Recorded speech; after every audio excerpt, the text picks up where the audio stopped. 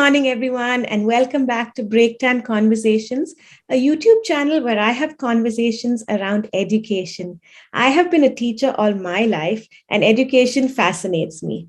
Along my journey, I have met so many interesting and inspiring people, and so I decided to document my conversations with them here so that you too can hear their stories and the amazing work that they do. I'm here today with the charming Vani Vasudevan. She's Director Strategy at Orient BlackSwan. She's on the board, and her role is to explore content, initiatives, and create thought leadership in both the existing and emergent focus areas in the industry. And for those of you who don't know, Orient BlackSwan is one of India's best known and most respected publishing houses. Their consistent emphasis of their publishing has been on quality right from 1948. And they publish well-researched academic books by distinguished authors. And I would like to say that when I was in school, we studied from Orient BlackSwan books. So this is amazing. They have really been around for a long time. Vani, welcome, and thank you for being here. Thank you so much, Anupa. And this is possibly the best way to begin the week on a Monday morning with your smile and your generous, warm words of welcome. Thank you so much. Oh, thank you. So today, Vani and I decided that we would love to talk about teachers. And teachers is something very close to my heart because I have been a teacher for many, many years, and now on the other side, working very closely with teachers. And Vani, I know that you also have worked very, very closely with teachers. So my first question to start off this conversation is, what, in your opinion, is the role of the teacher today? Well, there is so much one can say in response to this question. I don't even know where to begin. A teacher doesn't play just one role. So I think the singular is ruled out. Teachers play innumerable roles and all very dynamic, changing from one moment to the next. I mean, when you ask me this question, Anupa, I can, already think of a dozen roles that she has to play. And in a single day, she has to organize, she has to assess, give feedback, she has to prompt, she's a participant herself, she's a learner herself, she's a tutor, a mentor, a facilitator, a role model, she's an observer, with a very keen radar, and she's a counselor, and she's actually COO, CEO, I mean, you name it. All of these things happen in one working day at school, I think. But, since you're asking me this question now, about now, at this juncture, apart from the core things of, knowledge, transferring knowledge, facilitating skills, fostering a sense of values or ethics, giving care, almost like a parent when it's needed the most, giving course correction when it's needed. We all know these things. But at this juncture, as you and I speak, Anupa, we are just emerging from a pandemic that has had the entire world in its vice-like grip for over 24 months. And education has seen the biggest global churn than ever known before. Do you agree? In modern times. So right now, the role of the teacher, to my mind, is to ensure that every child acquires two things. One is emotional resilience, and two, empathy. And I read this, something that I read very recently, and I'm sure you've also come across this. Teachers help students, it said, they help students find important things they have lost every day. It can be an eraser or their homework or their backpack or their lunchbox, water bottle, you name it. And at other times, it is courage, confidence, or a smile that they have lost. So teachers help them regain or find things that are lost, right? So now that we are coming back to school after 2 years of a very uneven and patchy learning experience for children online, and also maybe very deeply unsettling personal experiences and circumstances children may have overcome, they're starting to go back to school. So I think emotional resilience and a sense of empathy are the overriding part in the teacher's role. That's beautiful. I love that emotional resilience and empathy. Beautiful, yeah. And I mean, I don't know. There is so much for teachers to learn today, I think now. Like you said, Yes. coming out from the pandemic and trying to help Yes. students. I mean, in our school also, I saw some of the students looking so anxious as they walked in. And Yes. suddenly they Poor. didn't know, the little kids didn't know where the toilet was, and so many things. Yeah. Anyway, so do you feel like the role of the teachers have changed? Like, when I was in school, it was more about teachers giving us information. But when I look at Right. my own children today, they already have so much of information. Right. So then Right. I ask myself the question, why do they have to go to school, since they have information at their fingertips? So what do Right. you feel? How do you feel the role has changed? And what do teachers have to do now today if they're no more fact givers? Well, it's actually a tricky question to answer. It's not simple because I can say with, confidence that the role has both evolved or changed and not changed. See, can we say with, conviction, can we say for sure that the teacher who taught me when I was in primary school, well over 50 years ago, 5 decades, that's a hell of a long time. That teacher who taught me, she didn't have to play all these roles we just talked about. Did she not have to teach me how to be emotionally resilient or empathetic? She had to, right? Without her pre-service, in-service, whatever, with all the meta language that we have now at our disposal. I still, remember my KG teacher, Anupa, for her great kindness and her caring nature. You know, she dealt with a bunch of anxious, miserable, unhappy children, but with instinctive empathy. She was also this mother, doctor, facilitator, organizer, participant. And in fact, she implemented in KG the ECCE without knowing the first thing about that acronym, right? So let's say that those universal things don't change.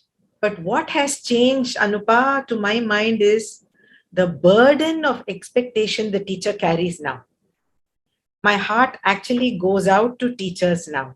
They are unenviably at the epicenter of a range of expectations from different stakeholders, from parents, from the learners themselves, from colleagues, from supervisors, principals, from colleges and universities who say the school teachers haven't done their bit well, academics, then policy makers, state and national governments, the business community, media, local news, TV. I mean, they are really at the epicenter and teachers are in the glare. So the direct outcome of this is that the teacher has now had to cater to market forces. Hmm? And therefore, I think in a way that has impacted the way she does her work. I feel somewhere that the soul may have been knocked out of teaching. The teacher may tend to teach to the exam or teach to the test to produce results, to showcase results. And this has led, perhaps, one can't generalize. I mean, there are still many, many passionate and creative teachers who love their work, but I do think it's led to many teachers viewing their job as just that, working the system with its rather stunted educational objectives. So I think systemic changes are needed on the ground and for real for the teacher's role to evolve meaningfully going forward. Yeah, wow, you just answered that so beautifully. I have been grappling with this in my head. Has it changed? Has Yes. it not changed? What do teachers have to do? But you've really hit the nail on the head. Thank you so much, Vani. So, how can we as schools, Huh. motivate our teachers? Like you're talking about, the burden that they're carrying and so much that they have to do today. Mm. So, how can we as schools motivate and help our teachers to, be who they are expected to be Right, today? right, right. Yeah, I get you. But I think before we get to what the school can do, we can also glance a little at, see if teachers are at the center, like I said, and so much depends on them. Like that poem of William Carlos Williams, now the red wheelbarrow. So much depends on that red wheelbarrow.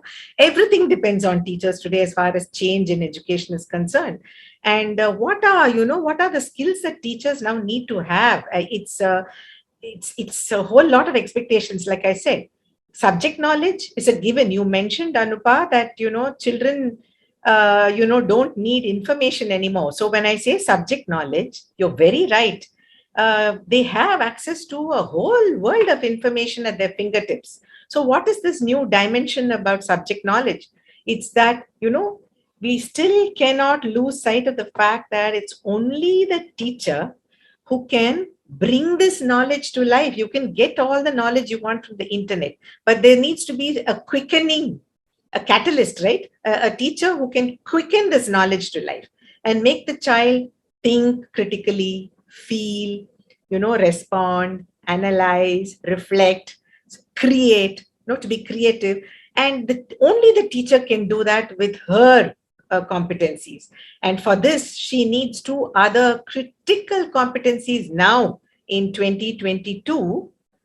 One is the pedagogical competence, which means keeping up with trends in the ecosystem worldwide, with new ideas, and practice using technology. Technological competence is the third angle of the triangle. Basically, she needs to practice using technological tools, become comfortable with them.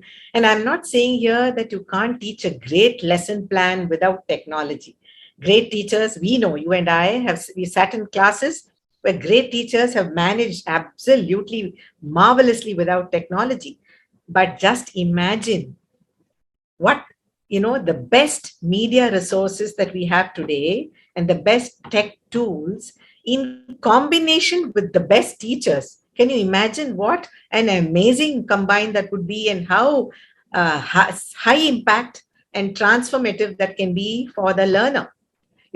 So teachers need subject competence, then they need technological competence, pedagogical competence, and like I mentioned earlier, they also need management skills. And if they don't have this naturally, the school should possibly support them to acquire these consciously, if only because of what is expected of them now in the current scenario.